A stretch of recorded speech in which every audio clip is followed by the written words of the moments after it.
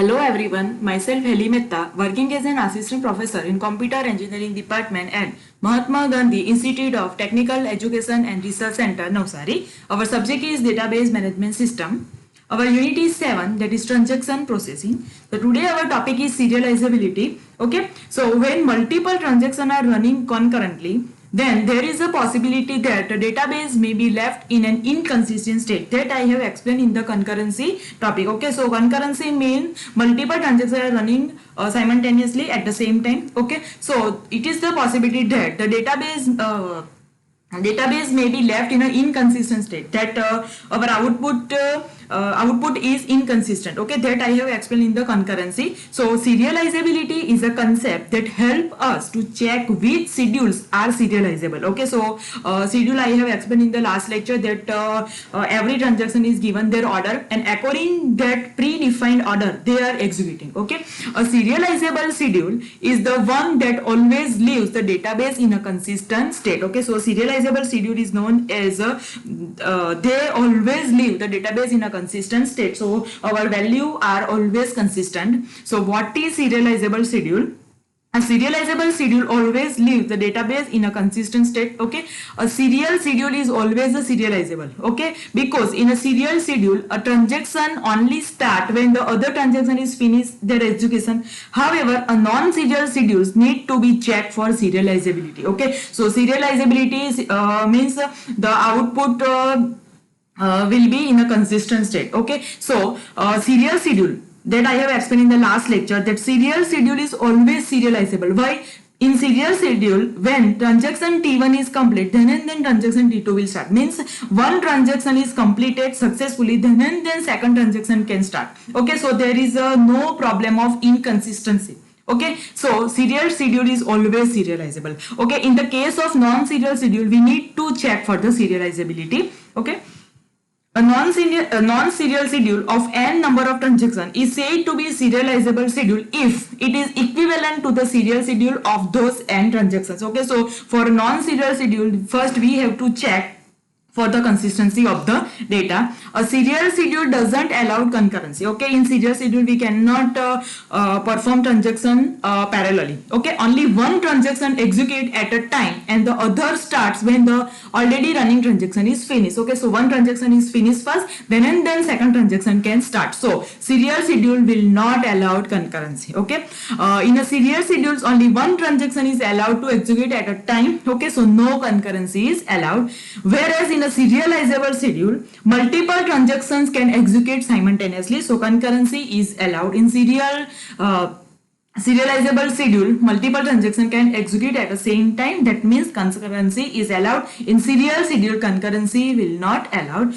There are two types of serializability, that is conflict serializability and second is a view serializability. Okay, so serial schedules versus serializable schedules. In serial schedule, no concurrency is allowed. Okay, so at a time only one transaction can perform their operations. Thus, all the transactions necessarily execute serially one after the another. Okay, so no concurrency is allowed in the serial schedule, and in serializable schedule, concurrency is allowed. So multiple transactions can execute concurrently, simultaneously. Okay, so remember this most important point: in serial schedule no concurrency is allowed, and in serializable schedule concurrency is allowed.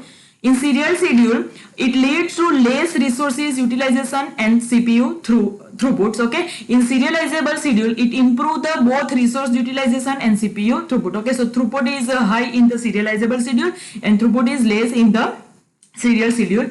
Serial schedules are less efficient as compared to serializable schedule. Okay, this is a less efficient, and serializable schedules are always better than the serial schedule. So this is the basic difference between serial schedule and serializable schedules.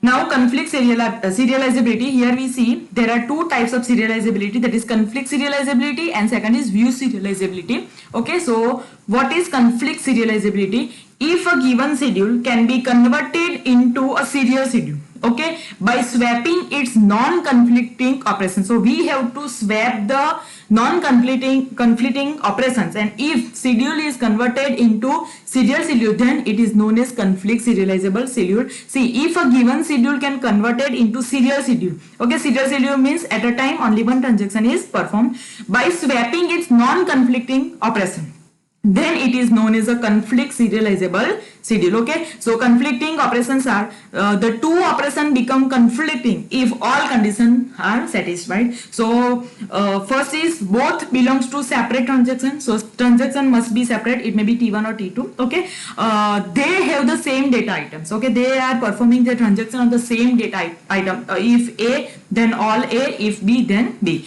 They contain at least one write operation. Okay, they are performing on at least one write operations. Okay, so see here in example, conflicting operation pair. Here we have a two operation, that is R1A and W2A, that is read operation, that is write operation. They are performing on a same data because they belongs to two different transactions on the same data. Okay, data item A and one of them is write operation. Okay, so these are they satisfy these three conditions. Okay, so they are performing on the same data and they have at least one write operation. So these operations are the conflicting operations. Now similarly, W1A, W2A. Okay, and W1A and R2A. Here W means write and R means read. Okay, that pair are also conflicting because they are performing data on A and they have at least one write operation and they are different transactions. Okay, now on the other hand, R1A and W2B. Okay, so here their data items are changed, here A and here B. Okay, so it is the non-conflicting. Okay, similarly W1A and W2B. Here we have a A and here we have a B. So it is also non-conflicting. Okay, so this is the conflict serializability concept. Okay, so conflicting data must satisfy these three conditions. Okay, see here. Here we have a schedule S1 and schedule S2. Okay, so we have a transaction T1 and T2. Okay, read A. Okay, now we are swapping that data. So after swapping, here we have a read A and here we have a read A. Okay, so after swapping, okay, they are non-conflicting because S1 is equal to, here S1 is equal to S2. That means it is non-conflict. Here we have no write operation. Okay, so our condition is not satisfied. So this is non-conflict data. See here we have a read A and write A in schedule S1 and here we have a schedule S2. Okay, so after swapping, here write A and here read A. Okay, so we have a performing transaction on the same data, that is A, and we have at least one write operation. So that means it is the conflict. Okay, here S1 is not equal to S2 because here we are reading the data only. Okay, here we have first read and write, and then here first we write then read. Okay, so these two are not same. So S1 is not equal to S2 and they are conflicting. Okay, so now next is conflict equivalence. Okay, in the conflict equivalence, one can be transformed to another by swapping non-conflicting operations. In the given example, S2 is conflict equivalent to S1. Okay, why? Because S1 can be converted to S2 by swapping non-conflicting operation. Okay, here we two schedules are said to be conflict equivalent if and only if. For conflict equivalent, we have to satisfy these two conditions. So first, they contain the same set of transactions. Okay, so set of transactions must be same. If each pair of conflict operations are ordered in the same way. Okay, so their order must be same. Then it can be conflict equivalent. Okay, see here, schedule S2 is a serial schedule because in this all operations of T1 are performed before starting any operation of T2. Okay, see here in schedule S2, T1 is perform some operation. Okay, then T2 is perform some operation. So this is the serial schedule. Okay, now in first schedule S1. Okay, schedule S1 can be transformed into a serial schedule by swapping non-conflicting operation of S1. Okay, so see here we have a S1 non-serial schedule.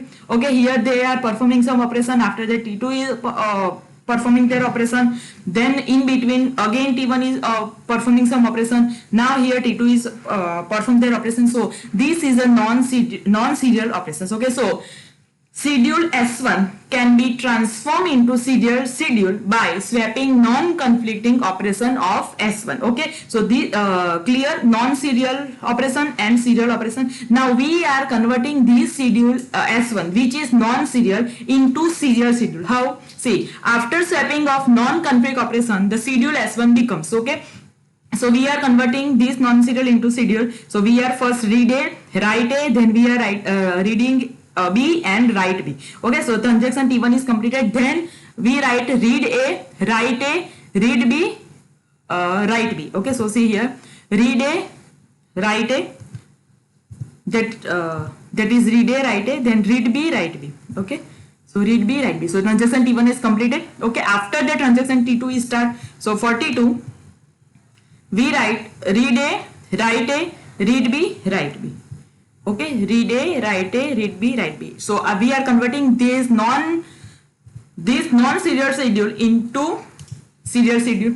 Okay, now it is serially. Transaction T1 is completed, then transaction T2 is starting. Okay, so since S1 is a conflict serializable. Okay, so this is the conflict serializability. Okay.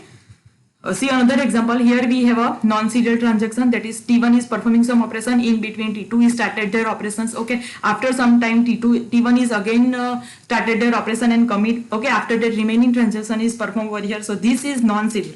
Okay, so we are converting this into serial transaction, that is this part, read A is equal to A minus 50, write. After that we write these operations. So read B is equal to B plus 50, write B and commit. Okay, we are just swapping these operations. Now this operation is become here, read A, temp is equal to A into 0.1, A is equal to A minus 10, write A. So this operation is here, and after at last read B is equal to B plus 10, write B and commit. So this is the conversion of non-serial operations into serial operations. So this is the conflict serializability.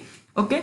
Now, this is an example of schedule that is non-conflict serializable. Why? Because we cannot swap the data. Okay, so see here we have a read A, write A and read A. Okay, so if we write read A and write A, the meaning will be changed. So we are unable to swap this instruction.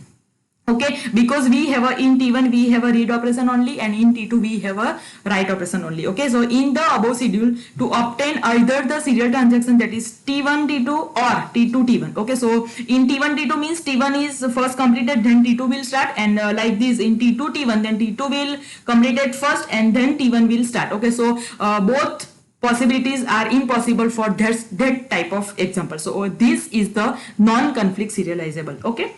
Now next, second part is view serializability. Okay, so let's S1 and S2 be two schedules, okay, with the same set of transaction. Here set of transaction are same. So S1 and S2 are view equivalent if the following three conditions are satisfied for each data item. Okay, so for view serializability, there are three conditions: initial read, updated read and final write must be satisfied. Then our schedule is known as view serializable. Okay, see here, first initial read. Okay, for initial read, if schedule S1, okay, schedule S1, in that transaction Ti means T1 or T2 or T3, okay, reads the initial value of Q, then in schedule S2 also transaction Ti must read the initial value of Q. Okay, so for example, transaction in schedule S1 transaction T1 read the initial value, then in schedule S2 transaction T1 must read the initial value, then it will known as the initial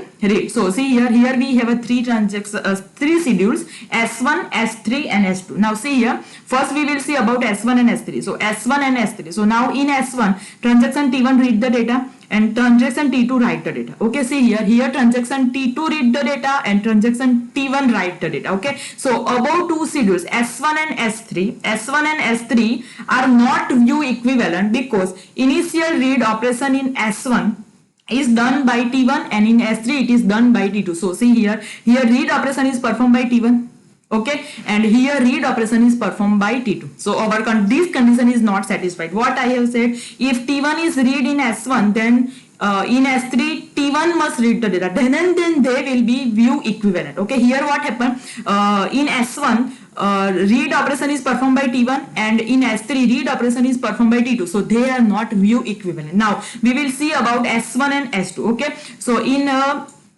S1 read operation is performed by T1 and see here in S2 read operation is performed by T1. Okay, so see here above two schedules S1 and S2 are view equivalent because initial read operation in S1 is done by T1, in S1 it is done by T1, and in S2 it is also done by T1. Okay, so then and then they are view equivalent. Okay, so this is the concept of initial read. Now second is updated read. If in schedule S1 transaction Ti execute read operation and that value was produced by transaction Tj, if any, then in schedule S2 also transaction Ti must read the value of Q that was produced by the transaction Tj. Okay, see in the example here we have a two schedules, that is S1 and S3. Okay, now above two schedules are not view equivalent. Okay, why? In S1, okay, T3 is reading A, T3 is reading A, that is updated by T2. Okay, so see here first transaction T1 is write the operation, transaction T2 write the operation, and T3 will read. Okay, so final update value is by T2. Okay, so T3 read the data which is updated by T2. Now same operation is performed in the it must be performed in the S3. Okay, so what happened here? First write operation is performed by T2. After that write operation is performed by T1. Then read operation is performed by T3. So T3 is reading the data that is updated by T1 over here, and here T3 is reading the data that is updated right by the T2 operation over here. Okay, so these are mismatch. Okay, so it is not updated. See here above two schedules are not view equivalent because in S1 T3 is reading A, T3 is reading A, that is updated by T2. Okay, in S3 T3 is reading A which is updated by T1. Okay, here T3 is reading A that is updated by T2, and here T3 is reading A which is updated by T1. So they are not updated read because they are not view equivalent. Okay, so see another example.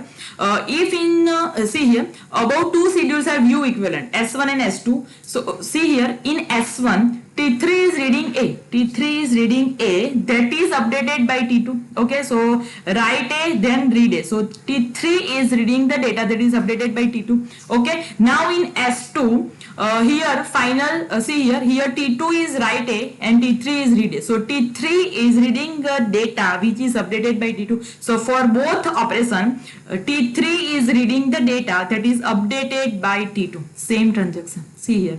Okay, so that is the view equivalent. Okay, this is the updated read. Now next is final write. Okay, if Ti perform the final write on the data value in S1, then it also perform the final write on the data value in S2. Okay, so see here in transaction in schedule S1 transaction T3 is transaction T3 is performing write operation at last. Okay, in S2 T3 is also updating that. Okay, so above two schedules is view equivalent because final write operation in S1 is performed by T3, and in S2 also the final write operation is done by T3. Okay, so this is the final write operation. So in this schedule S1 transaction T3 perform final write. Okay, and in S2 also transaction T3 perform write operation. So these both are view equivalent. Okay, suppose here we have a read A. Okay, then it will not view equivalent as final write is performed by T3, and here we have a no final write by T3. Okay, so this is the final write operation. Thank you.